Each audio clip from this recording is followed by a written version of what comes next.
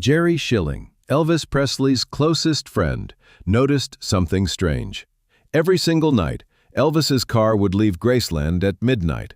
The odometer showed he drove exactly 23 miles. But Elvis always returned alone, silent, with tears in his eyes. Jerry kept this secret for 40 years. Now he's finally ready to reveal where Elvis went, and why it haunted him until his final days. It was the summer of 1972 when Jerry first noticed the pattern. He was staying at Graceland, working on some upcoming tour arrangements with Elvis. The Memphis heat made sleeping difficult, and around midnight, Jerry got up to get some water. As he passed by the window overlooking the driveway, he saw Elvis's black Cadillac pulling out through the gates. Elvis was alone, driving himself, which was unusual. The king rarely went anywhere without at least one member of his security team. Jerry thought nothing of it at first. Maybe Elvis couldn't sleep either. Maybe he just needed to drive and clear his head. But the next night, at exactly the same time, Jerry heard the familiar sound of the Cadillac's engine starting. He looked out the window again. There was Elvis, alone, driving away into the darkness. This time, Jerry checked his watch. Midnight exactly. By the fourth night, Jerry's curiosity turned into concern. He started asking around carefully, not wanting to invade Elvis's privacy, but needing to know if anyone else had noticed. Red West, one of Elvis's longtime bodyguards, gave Jerry a knowing look. "Yeah, we know," Red said quietly. "Been happening for years. Don't ask him about it. He doesn't want to talk about it." Jerry pressed further. "Does Priscilla know where he goes?" Red shook his head. "She knows he goes somewhere. She told us to let him be. Said he needs this." Even Elvis's driver didn't know the destination because Elvis always insisted on driving himself during these midnight trips. The mystery consumed Jerry for weeks. Every night, like clockwork, Elvis would slip out at midnight and return around 2:30 in the morning. His eyes were always red when he came back, but not from drinking or drugs. It looked like he'd been crying. Jerry had known Elvis for nearly 15 years, and he'd never seen him like this. Vulnerable, secretive, carrying some invisible weight. One night, Jerry made a decision that would change everything he thought he knew about his friend. He waited until he heard Elvis's car start, then quickly got into his own rental car and followed at a safe distance. He felt guilty, like he was betraying Elvis's trust, but something told him this was important. Elvis drove south through Memphis, passing through wealthy neighborhoods, then middle-class areas, and finally into the poorer sections of the city. The streets got narrower, the houses more worn down. Jerry kept his distance, staying several car lengths back, lights dimmed. Finally, Elvis pulled up in front of a small, modest house in a neighborhood that clearly struggled with poverty. The house was tiny, paint peeling, but the porch light was on, as if expecting someone. Jerry parked a block away and watched. Elvis sat in his car for a few moments, as if gathering himself, then got out carrying what looked like grocery bags. He didn't go to the front door. Instead, he walked around to the back of the house and let himself in, like he'd done it 1,000 times before. Jerry waited in his car, heart pounding, not knowing what to think. Was Elvis having an affair? Was this some kind of drug situation? Nothing made sense. 2 hours passed. Jerry almost fell asleep when the back door opened and Elvis emerged. Even from a distance, Jerry could see Elvis wiping his eyes, the king of rock and roll. The man who commanded stages in front of thousands was crying in the backyard of this little house in one of Memphis's forgotten neighborhoods. The next morning, Jerry couldn't hold it in any longer. He found Elvis alone by the pool, staring at the water. "I followed you last night," Jerry said quietly. Elvis's head snapped up, anger flashing in his eyes. "You did what?" His voice was sharp, dangerous. Jerry had rarely heard Elvis use that tone with him. "I was worried about you, man. Every night you leave, every night you come back looking like you've been through hell. I needed to know you were okay." Elvis stood up, his jaw tight, hands clenched. For a moment, Jerry thought he might actually take a swing at him. But then something shifted in Elvis's expression. The anger melted into exhaustion, and Elvis sat back down heavily, putting his face in his hands. After a long silence, Elvis finally spoke. Her name was Gladys, Jerry, my mama. Everyone knew Elvis had been devastated by his mother's death in 1958, but few people knew just how deeply that loss had carved into him. Before she died, she made me promise something. She was in the hospital, and she knew she wasn't coming home. She held my hand and said, "Elvis, you're gonna be rich. More rich than anyone from East Tupelo has a right to be. But don't you forget where you came from. Don't forget people like us." Elvis's voice cracked as he continued. She told me there would always be people struggling just like we did.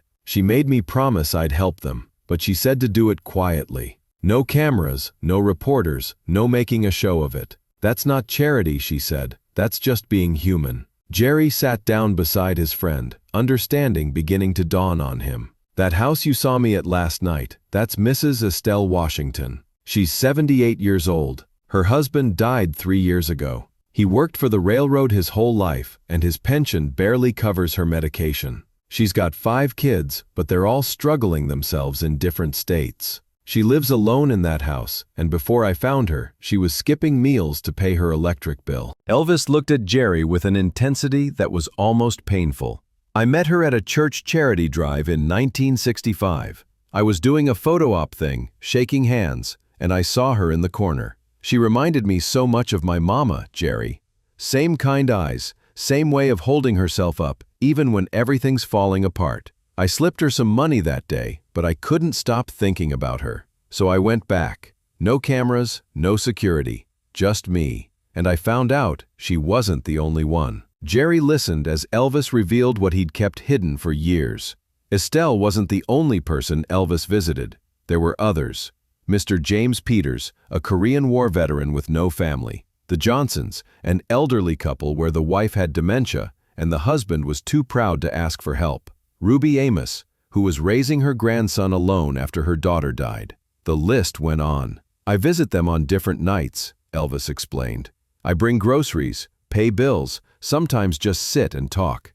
They don't know I'm Elvis Presley. Mrs. Washington calls me E, just some nice young man who helps out. Mr. Peters thinks I'm a volunteer from a church. They don't need to know I'm famous. They just need to know somebody cares. Jerry felt his throat tighten. Elvis, man, why keep it secret? You could start a foundation, help thousands of people. Elvis shook his head firmly. You don't get it. If I make this public, what happens? Cameras show up at Mrs. Washington's door. Every person in Memphis with a sad story comes calling. How do I choose who to help?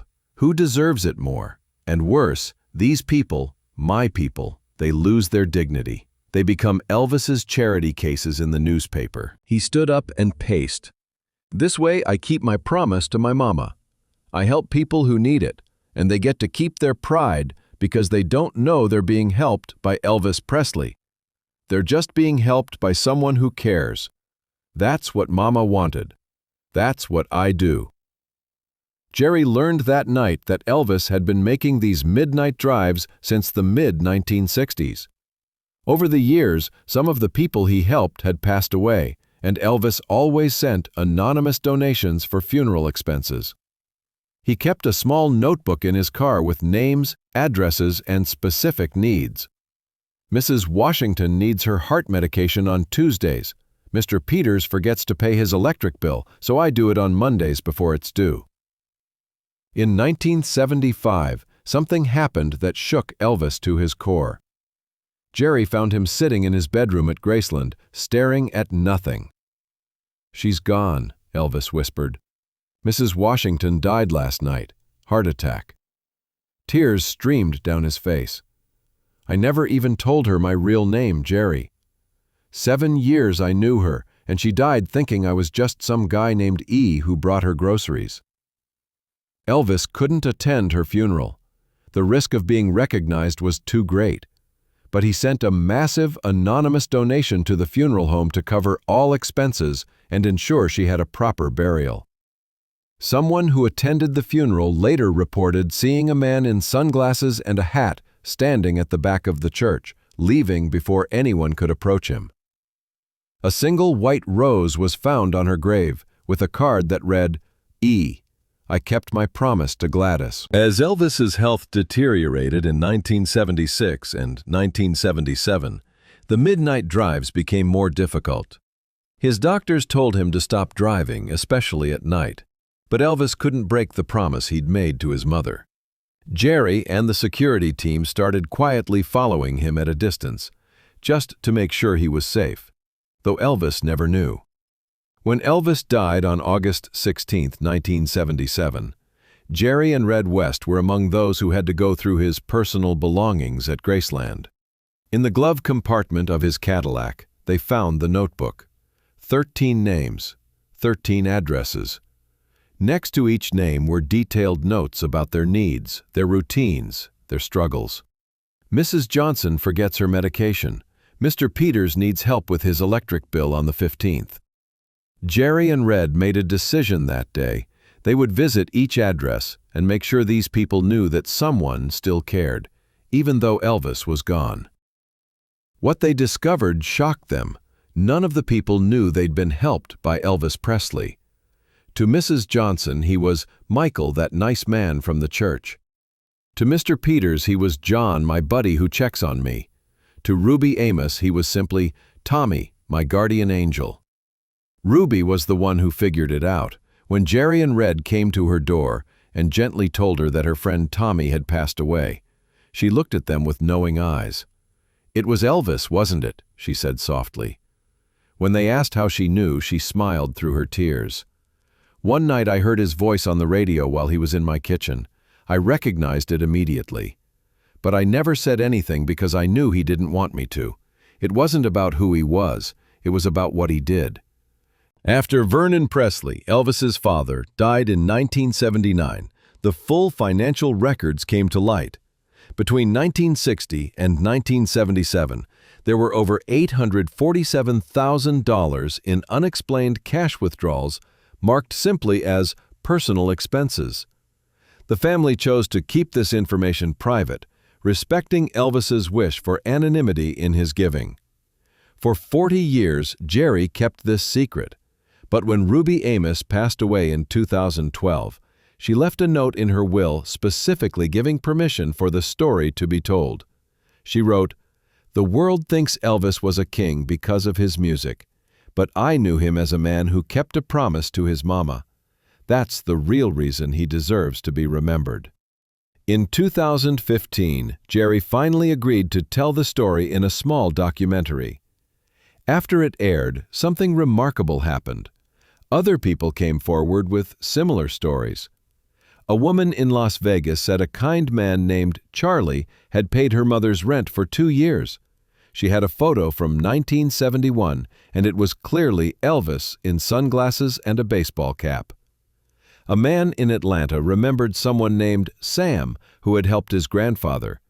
The stories kept coming. Jerry Schilling, now in his 80s, reflects on those midnight drives with a mixture of sadness and pride. "Everyone remembers Elvis as the king," he says. "But on those midnight drives, he wasn't a king.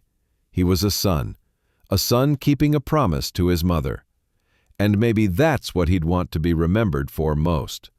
Not the crown, but his word." The Cadillac Elvis drove on those midnight trips is now in a museum at Graceland.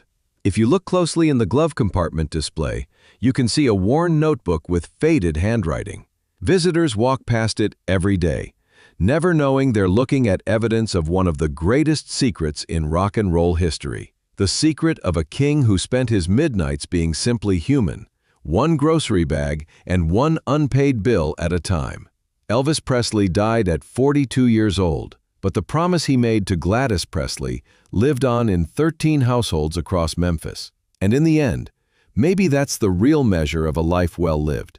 Not the number of records sold or stages conquered, but the number of midnight drives taken when nobody was watching, when there were no cameras, no applause, just a son keeping his word to his mother.